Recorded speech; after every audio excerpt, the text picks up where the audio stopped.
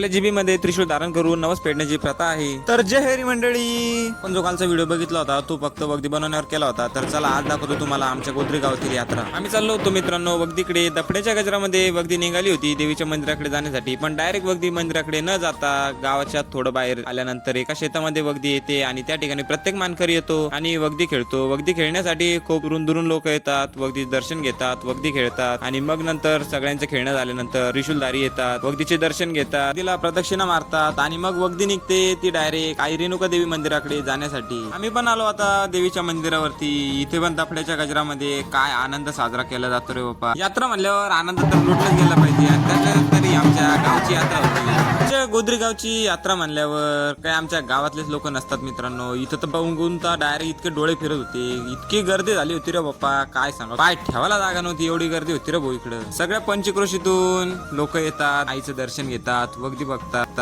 आणि जत्रा फिरतात। सगळेच जत्रा फिरत होते। चिरागला म्हणलं चल आपण पण जत्रा फिरू, काय घेण्यासारखं असलं तर घेऊ। तेवढ्यातच शिवांश पाटील म्हणे मामा मला ट्रॅक्टर घ्यायचं। शिवांश पाटलाला म्हणलं आपल्याला का गाळावर लावायचं काय ट्रॅक्टर। भाऊ ऐकतच नव्हता, शेवटी ट्रॅक्टर घेऊन गेला। सोबत आलो सोडा पिण्यासाठी सोड्याच्या गाडीवरती।